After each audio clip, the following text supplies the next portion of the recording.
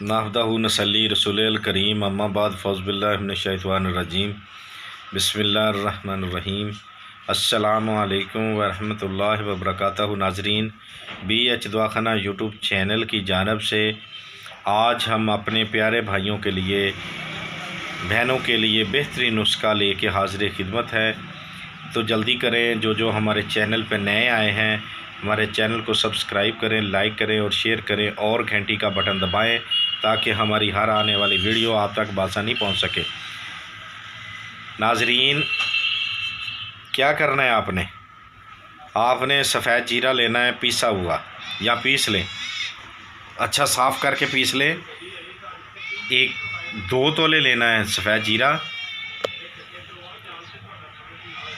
लौंग लेने हैं 1 तोला, काली मिर्च 1 तोला, सौंठ लेनी है 2 तोला। ये आज का जो नुस्खा है हमारा अक्सीर आज़म नुस्खा है हमारा, 100 बीमारी पे काम करता है। तफसील से बताएं तो बहुत सारा टाइम चाहिए, इसलिए वीडियो लंबी ना हो, हम आपको कम इसके फ़ायदे बताते हैं।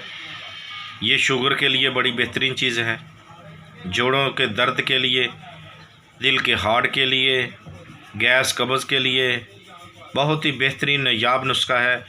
बनाएं और फ़ायदा उठाएं। देखते रहिए हमारा BH दवाखाना यूट्यूब चैनल। अल्लाह हाफिज़।